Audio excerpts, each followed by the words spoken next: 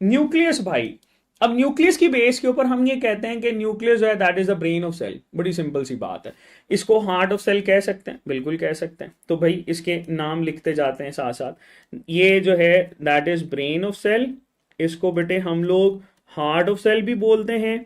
इसको बेटे हम लोग सेंटर ऑफ सेल भी कहते हैं। तो ये तीनों नाम जो हैं वो इसके लिए सही हैं। बड़े सिंपल सी बात है। क्या मैं इसको कंट्रोल सेंटर ऑफ सेल कह सकता हूं? बिल्कुल कह सकता हूं। That is labelled as control centre of cell. Cell का कंट्रोल सेंटर है बेटा ये। न्यूक्लियस के बारे में बड़ी सिंपल सी बात है। इसको बेटे हम लोग सवाल के साथ मैनिपुलेट करते हैं कि अगर आपसे सवाल ये पूछा जाए, अब सवाल सुनो, अगर मैं पूछूं होम्योस्टेटिक सेंटर ऑफ सेल, तो प्यारे बच्चों क्या बताओगे? होम्योस्टेटिक सेंटर ऑफ सेल, इसका क्या जवाब होगा? भाई होम्योस्टेटिक सेंटर ऑफ सेल अगर वो पूछ रहा है तो होम्योस्टेटिक सेंटर ऑफ सेल हमारे पास सेल मेम्ब्रेन होती है। That will be cell membrane बेटे। ये सेल मेम्ब्रेन हम लगाते हैं। ठीक है, बड़ा सिंपल सा हमने इसका आंसर लगाना है। चलो आगे चलते हैं। इसमें बेटा हम लोग इसमें मेंशन करते हैं कि जी आपके पास जो न्यूक्लियस होता है ना, इस न्यूक्लियस के बारे में ये कहा जाता है कि ये न्यूक्लियस, हम लोग बेटे इसमें कैरियन की टर्म जो है वो यूज करते हैं। कैरियन का मतलब होता है न्यूक्लियस। ठीक है, अब कैरियन जो है इसमें बेटे हम लोग कहते हैं कि जो प्रोकैरियोटिक सेल होता है उसमें तो कैरियन नहीं है। यूकैरियोटिक सेल के पास कैरियन मौजूद होता है, इसीलिए वो यूकैरियोटिक होता है। और ये जो कैरियन का मतलब होता है, इसको सेंट्रल कमांडर भी हम लोग बोलते हैं, क्योंकि सेल का सेंट्रल कमांडर बेटे ये यही होता है। ठीक है।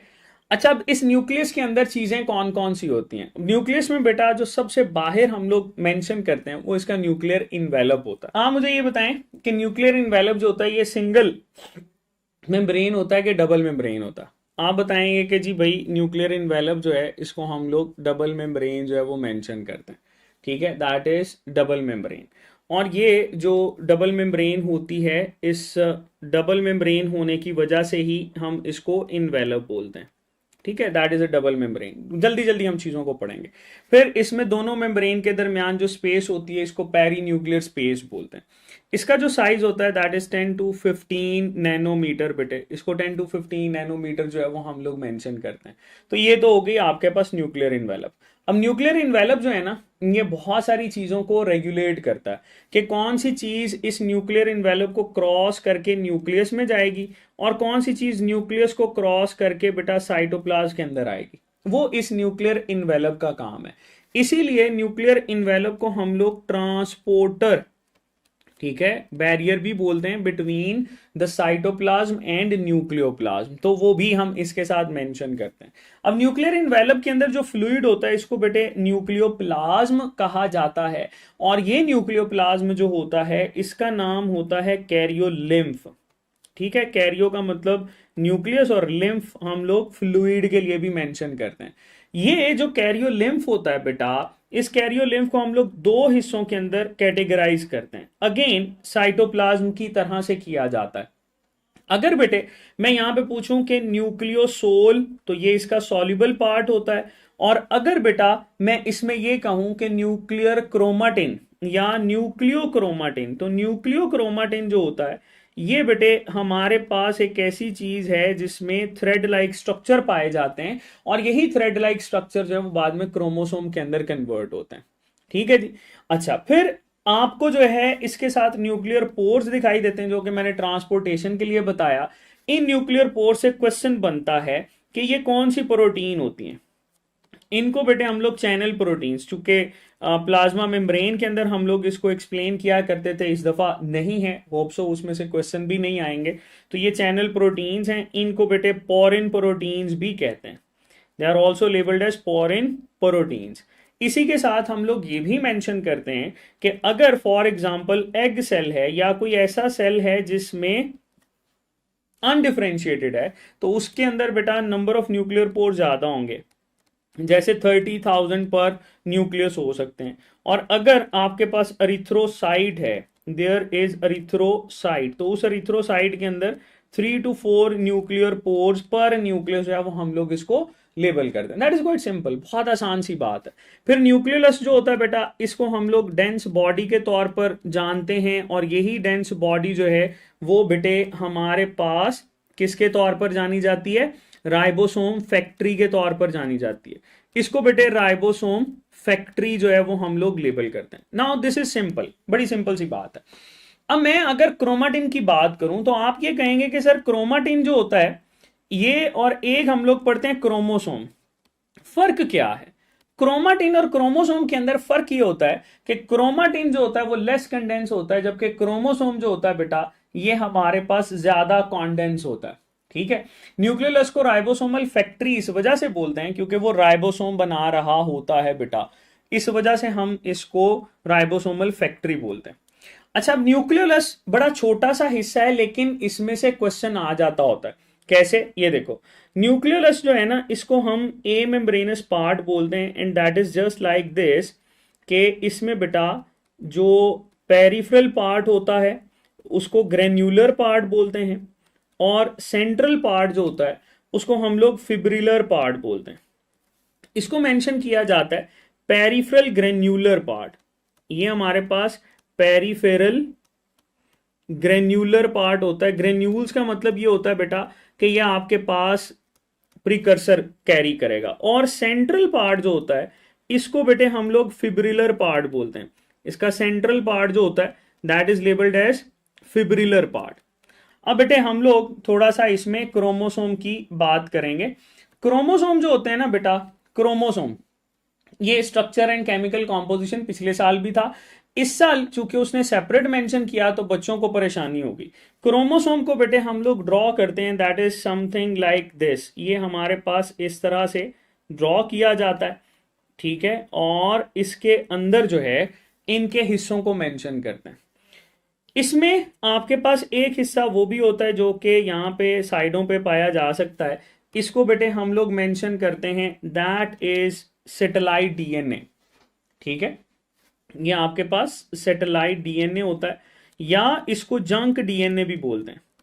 अच्छा, अब बेटे आपके पास दो तरह की कॉन्स्ट्रिक्शन होती हैं, ए कॉन्स्ट्रिक्शन ये और ए कॉन्स्ट्रिक्शन ये, रेड कलर के साथ कर रहा हूं। ये वाली जो कॉन्स्ट्रिक्शन होती है इसको बोलते हैं secondary constriction, that is labelled as secondary constriction. अब यहां सवाल मैं पूछूंगा वो आपने बताना है, और ये वाला जो है इसको हम लोग बोलते हैं दैट इज प्राइमरी कॉन्स्ट्रिक्शन। ये हम सबको आइडिया है, बड़ी सिंपल सी बात है, लेकिन ये आइडिया नहीं है कि अगर आपसे ये पूछा जाए कि एक क्रोमोसोम के अंदर भाई कितने डीएनए होते हैं तो क्या बताओगे? How many DNA are found in one chromosome, या ये जो क्रोमोसोम जो आपके सामने है इसमें कितने डीएनए है भाई, हाउ मेनी डीएनए मॉलिक्यूल्स? तो बेटे आपके पास ये डीएनए जो है वो एक ही डीएनए का मॉलिक्यूल मेंशन किया जाता है, वन। इसका आंसर होगा वन। हाँ, अगर बेटे ये आपके पास डुप्लीकेटेड फॉर्म में आ जाए, जैसे फॉर एग्जांपल जल्दी में हम इसको जो है ना वो कुछ यूं भी ड्रॉ करते हैं, अगर ये डुप्लीकेटेड फॉर्म में आ जाए समथिंग लाइक दिस, तो इसमें डीएनए कितने होंगे? तो बेटा ये अब चूंकि रेप्लिकेटेड डीएनए है तो इसमें रेप्लिकेटेड डीएनए जो है वो कुछ यूं मौजूद होंगे।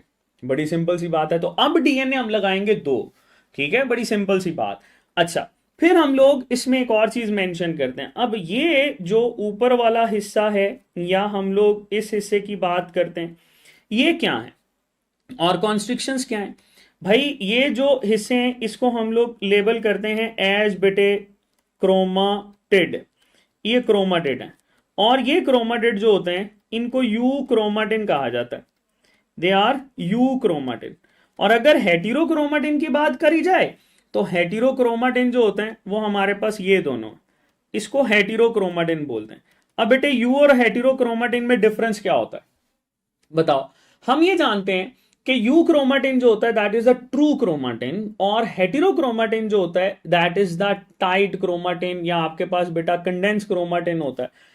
अच्छा, अब क्रोमोसोम की हम लोग बेटे डिवीजन जब करते हैं तो वो नंबर ऑफ सेंट्रोमियर की बेस के ऊपर करते हैं, ठीक है, नंबर ऑफ सेंट्रोमियर्स। जितने भी आपके पास नंबर ऑफ सेंट्रोमियर्स होते हैं they are equal to number of chromosomes. तो आप नंबर ऑफ क्रोमोसोम्स जो है बेटा वो नंबर ऑफ सेंट्रोमियर के साथ मेंशन करते हो। दिस इज इंपॉर्टेंट ये आपके पास एमसीक्यूज बनता है बेटा, इसको आप लोगों ने कैरी करना है, ठीक है। अच्छा, फिर हमारे पास बेटे इसमें क्रोमोसोम्स की कुछ और चीजें, जैसे उसकी क्लासिफिकेशन जो है वो हम लोग पूछ सकते हैं।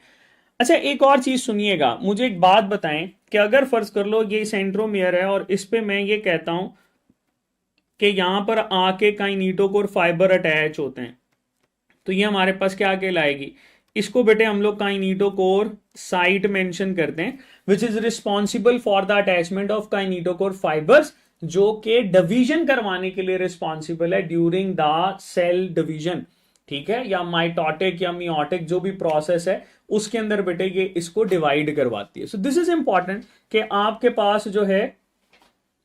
पास जो है ये चीजें किस तरह से एसोसिएटेड होती हैं। Okay, done. अच्छा, अब क्रोमोसोम जो है ना बेटा, इसको हम लोग क्लासिफाई भी कर सकते हैं। जैसे फॉर एग्जांपल मैं अगर क्रोमोसोम ये इस तरह से ड्रॉ करता हूं, ये क्या होगा, इस क्रोमोसोम को हम लोग बोलेंगे telocentric, that is labelled as telocentric. Why it is called telocentric? क्योंकि बेटा टीलोसेंट्रिक वो है जिसमें बिल्कुल टर्मिनल पे है। अच्छा, फिर फॉर एग्जांपल मैं एक और बनाता हूं और उसमें ये सेंट्रोमियर थोड़ा सा नीचे ले आता हूं, इसको हम लोग बोलेंगे that will be labelled as acrocentric, that is acrocentric. अच्छा, एक और बना लेते हैं जिसमें मैं कहता हूं कि थोड़ा सा और नीचे आ जाता है, ठीक है, इसको हम लोग क्या बोलेंगे, that will be labelled as sub metacentric. इसको क्या बोलेंगे, दैट इज सब मेटासेंट्रिक। और अगर लेट से मैं एक और बना लेता हूं और ये बिल्कुल सेंटर में है, तो इसको क्या बोलेंगे, that will be labelled as metacentric, ठीक है। अब ये भी आपके पास क्रोमोसोम के अंदर अब आपको चीजें करनी पड़ेंगी। अच्छा, कुछ बच्चे ये क्या करते हैं, खासतौर पे पंजाब बोर्ड वाले, वो कहते हैं कि सर डीएनए क्रोमोसोम हम करने लग पड़े हैं, ऐसे करने की जरूरत नहीं है बेटा।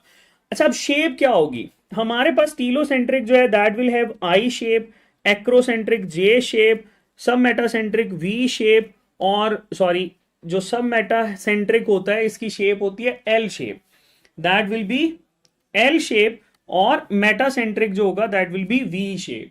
अब सवाल यहां यह बनता है कि क्रोमोसोम की शेप जो है वो आपको कब दिखाई देती है, जब बेटे आपके पास एनाफेज का प्रोसेस चलता है, तो उसमें हम लोग इसको लेबल करते हैं कि इसकी शेप जो है वो दिखाई देती है।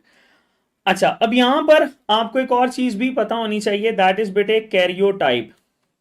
कैरियोटाइप क्या है, array of chromosomes, that is array of chromosomes. जो आपके क्रोमोसोम्स होते हैं, अगर आप उनकी तरतीब लगा दें तो वो तरतीब जो है वो हमारे पास बेटे कैरियोटाइप कहलाता है। तो ये भी आपको डेफिनेशन जो है बेटा यहां पर ऐड करने की जरूरत है। तो ये था हमारे पास न्यूक्लियस और बेटा क्रोमोसोम, जिसको आप लोग जो है वो कैरी कर रहे होंगे।